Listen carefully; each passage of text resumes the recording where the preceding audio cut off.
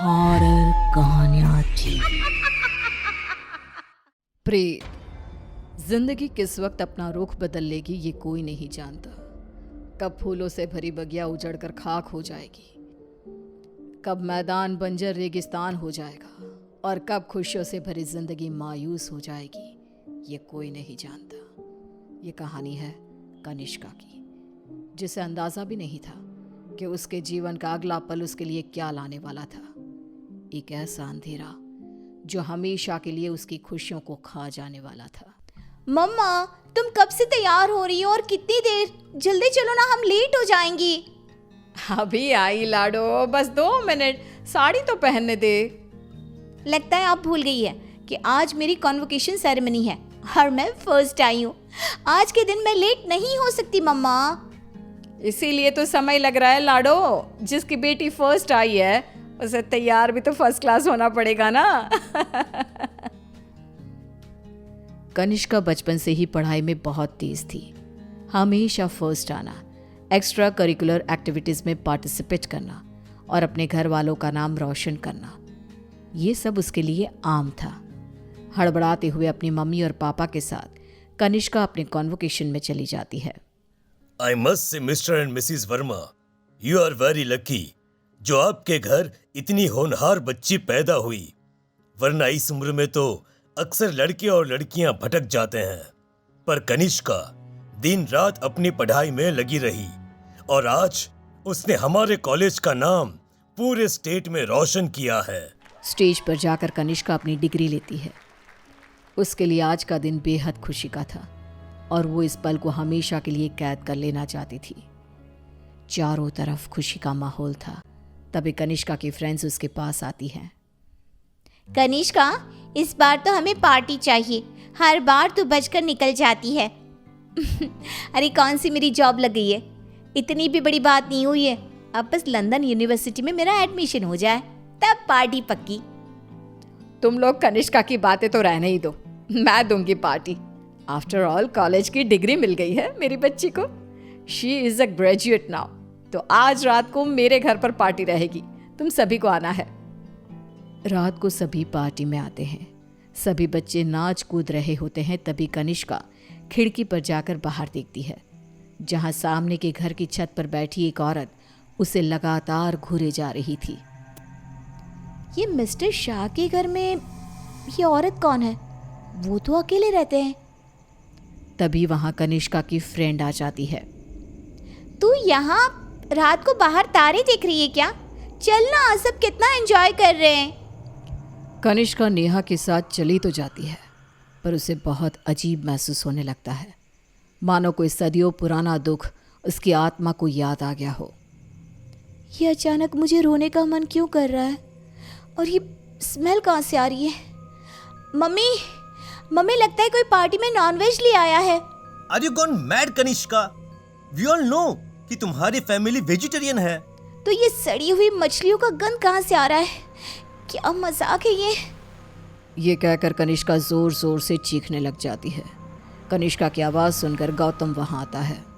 Drama मत करो कनिष्का, बस इसी कारण से ही मैं पार्टी वार्टी पसंद नहीं करता। चलो जाओ जाओ अपने कमरे में। सभी अपने अपने घर चले जाते हैं और इसके बाद कनिष्का का बिहेवियर और भी खराब होता जाता है। रात को 3 बजे अचानक उठकर कनिष्का दीवारों से बातें करने लगती है। उसकी आवाज़ सुनकर रीना भागते हुए आती है। अरे बेटा, इतनी रात को तुम यहाँ पर क्या कर रही हो? और दीवार को देखकर किससे बात कर रही हो लाडो? कोई नहीं है यहाँ। रीना कनिष्का को सीने से लगा लेती है। कनिष्का का शरीर बहुत गर्म था। रीना ये देखकर सोच में पड़ जाती है।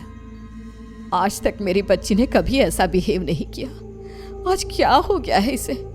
शाम तक तो बिल्कुल ठीक थी और अब अचानक इतना तेज बुखार, ये सब क्या हो रहा है?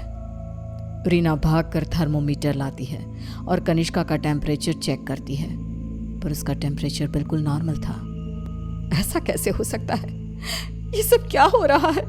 अचानक मेरी बेटी को किसकी नजर लग गई? रीना अपनी बेटी के साथ ही सो जाती है और अगली सुबह डॉक्टर को बुलाती है, पर डॉक्टर के टेस्ट के बाद भी सब कुछ नॉर्मल ही निकलता है। अब ये क्या नया लफड़ा आ गया है? एक और नया खर्चा। ये क्या कह रहे हैं आप? जब तक कनिष्का टॉपर थी तब तक आपकी बेटी थी, और आज बेचारी बच्ची तकलीफ में है तो ये सब कहने लगे आप? रीना और गौतम में बहस हो जाती है। गुस्से में गौतम घर से बाहर निकलता है, जहां उसे पता चलता है कि मिस्टर शाह अब नहीं रहे। वो घर आकर कनिष्का के पास बैठी रीना को इस बात की खबर देते हैं, जिसे सुनते ही अब तक सोई कनिष्का अचानक मुस्कुराने लगती है और भागती हुई अपनी अलमारी खोलती है और सारे सामान को बाहर बिखेर देती है। क्या ढूंढ रही है बेटा, मुझे बता लाडो। इतने में कनिष्का के हाथ कैंची लग जाती है, जिसे लेकर वो अपने सर के सारे बाल काटने लगती है। मिल गया मम्मा, मिल गया। ये क्या किया तूने? अरे क्या हुआ है लाडो तुझे? मुझे बता। तूने कल से कुछ खाया भी नहीं। कुछ खा ले बेटा, कमजोर हो जाएगी। पेट भर गया है। कितनी उल्टियां भी की मैंने। पूरे के पूरे शाह को खाकर बैठा हूं मैं। खाकर बैठा हूँ? ये सब क्या कह रही है तू? बाथरूम में जाकर देख ले। रीना बाथरूम में जाती है, जहाँ बेसिन में नीले रंग की उल्टी थी, जिसमें मांस के टुकड़े थे, जिसे देखकर रीना को भी उल्टी आने लगती है। वो भागकर वापस कनिष्का के कमरे में आती है। सुनिए जी, हमें जल्द से जल्द कनिष्का को किसी पंडित जी के पास ले जाना होगा। ये कुछ और ही है। आज के जमाने की होकर तुम ये सब क्या कह रही हो? ऐसा कुछ नहीं होता। गौतम अपनी पत्नी की बात को इग्नोर कर देता है। इसी तरह दिन बीतने लगते हैं। भूखी रहने के कारण अब कनिष्का के शरीर की हड्डियां भी दिखने लगती है। उसकी आंखों के नीचे काले गड्ढे आ चुके थे। अब मैं किसी की नहीं सुनूंगी, बहुत हुआ। रीना अपनी जान पहचान के एक पंडित जी को अपने घर पर लेकर आती है, जो कनिष्का की हालत देखकर ही समझ जाते हैं। बच्ची की हालत बहुत खराब है, इसे मैं नहीं संभाल पाऊंगा। ये मेरे गुरुजी ही कर सकते हैं, जो कुछ ही दिन पहले साधना के लिए हिमालय जा चुके हैं। रीना हर तरफ हाथ पैर मारती है कि कहीं कोई रास्ता दिख जाए। फिर उसे घोस्ट कैचर के बारे में पता चलता है। डूबते को तिनकी का सहारा समझ रीना उनकी टीम को भी अपने घर पर बुला लेती है, और वो लोग कनिष्का से पूछताछ शुरू कर देते हैं। क्या आई हो तुम और कौन हो? कितनों के नाम बताऊं? मतलब तुम एक से ज्यादा हो। एक से ज्यादा हो इस लड़की के शरीर में। बताओ बताओ कितने हो? हम 42 प्रेत हैं। कनिष्का की बात सुन वहां मौजूद सब लोग हैरान रह जाते हैं। उसके शरीर में बसे इन प्रेतों को निकालना अब किसी के बस में नहीं रह गया था। उसी शाम कनिष्का की मृत्यु हो जाती है, जिसका सदमा रीना बर्दाश्त नहीं कर पाती और सब कुछ छोड़ अपनी बेटी के साथ हुए इस हादसे के पीछे की वजह का पता लगाने निकल पड़ती है।